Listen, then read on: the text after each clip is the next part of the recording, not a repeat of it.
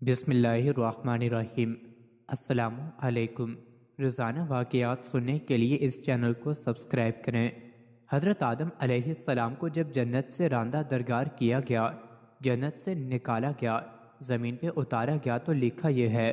کہ حضرت آدم علیہ السلام جو وہاں سے چلنے لگے ہیں تو انہوں نے وہاں سے وہ حجر اسود کو اٹھا لیا۔ حجر اسود کو بطور موڑے کے یعنی بیٹھنے کے لیے ایک سیٹ کے طور پہ حجر اسود کو بغل میں لے لیا اور زمین پہ اتار دیے گئے۔ اور دوسری روایات میں آتا ہے کہ جس رات میں حضرت آدم علیہ السلام کو آسمان سے زمین پر اتارا گیا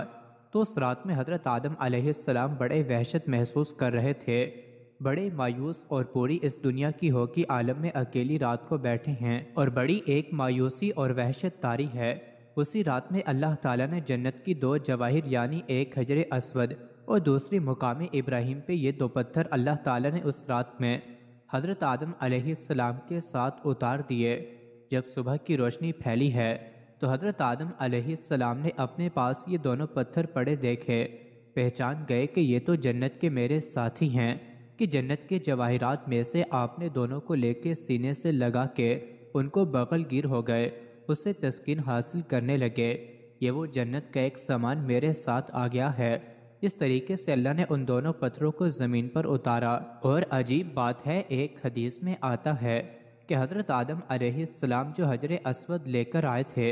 اصل میں حجر اسود ایک فرشتہ تھا۔ جب حضرت آدم علیہ السلام کو جنت میں اللہ تعالیٰ نے آباد کیا، ایک فرشتے کی نگرانی لگا دی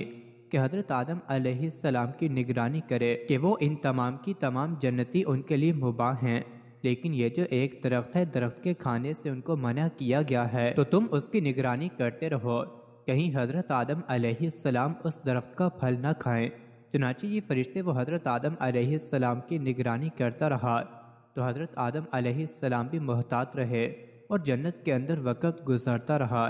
جب اللہ تعالیٰ کو تقویمی طور پر منظور تھا کہ حضرت آدم علیہ السلام پھل کھائیں اور پھر آگے سارا پڑوسی جو ہوا، تو یہ تکویلی نظام ہے، اللہ کے ہاں یہ ہونا تھا، یہ تھا تو اللہ تعالیٰ نے حضرت آدم علیہ السلام سے فرشتے کو اوجھل کر دیا، یعنی حضرت آدم علیہ السلام کو فرشتے دائیں بائیں کہیں نظر نہیں آیا۔ تو جب یہ حضرت آدم علیہ السلام کو پھل کھانے کا موقع آیا تو انہوں نے آگے بڑھ کر اس پھل کو کھا لیا۔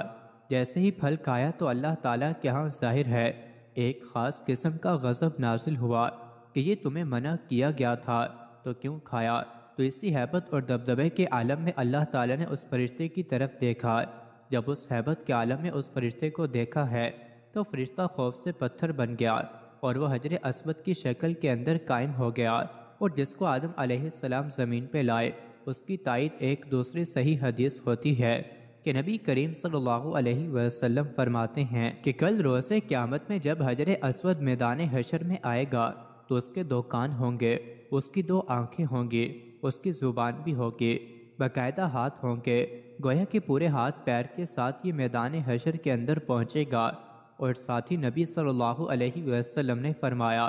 کیونکہ حجر اسود اصل میں ایک فرشتہ تھا، وہاں اللہ تعالیٰ دوبارہ اس کو انہیں اعضاء کے ساتھ ظاہر کر دیں گے، پھر دنیا کے اندر ان کو بوسہ کرنے والے جو لوگ ہیں ان کے حق میں گواہیاں دیں گے۔ تو معلوم ہوا کہ یہ حجر اسود ایک فرشتہ ہے کہ دنیا کے اندر جو لوگ ہیں جو اس کو بوسہ دیتے ہیں اور وہ تختی پر نوٹ ہو جاتا ہے کہ اس آدمی نے مجھے بوسہ دیا، اس کے گناہ معاف کر دیے گئے، تو کل روز قیامت میں وہ اس کی گواہی دے گا۔ اور مزے کی بات ہے کہ دنیا کے اندر ایک بہت بڑے محدث گزرے ہیں،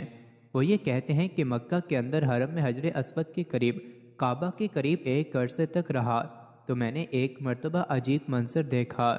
کہ یہ حجر اسود وہاں سے نکلا اور اس کے دونوں ہاتھ تھے، پیر بھی تھے، اس کے کان، اور پوری ایک انسانی شکل میں نکلتا ہے۔ وہ نکلا اور کافی دور تک ٹہلتا ہوا اور دوبارہ اسی جگہ قائم ہو گیا اور اسی طرح پتھر کی شکل اختیار کر دی۔ اس روایت سے تائید ہو گئی ہے کہ جو اس بہت بڑے محدث نے یہ نظارہ دیکھا تو معلوم ہوا ہے، حدیث میں آتا ہے کہ جب حجر اسود کو حج یا عمرہ کرنے والا بوسہ دیتا ہے تو حقیقت میں وہ اللہ سے مصافحہ کرتا ہے، اللہ سے سلام کرتا ہے، تو سلام کرنے کے نتیجے میں اللہ تعالیٰ اس کے سارے گناہوں کو معاف کر دیتے ہیں، جیسے خود دو ایمان والے جب آپس میں دوسرے سے مصافحہ کرتے ہیں۔ حدیث میں آتا ہے کہ ان دونوں کے الگ ہونے سے پہلے، ان کے مصافحے الگ ہونے سے پہلے اللہ گناہ معاف کر دیتے ہیں، تو وہاں حجر اسود کو مصافحہ گویا کہ اللہ تعالیٰ سے مصافحہ ہے، تو اللہ سے مصافحہ اور گناہ معاف نہ ہو، یہ کیسے ہو سکتا ہے؟ اس سے اللہ تعالیٰ گناہوں کو معاف کر دیتے ہیں۔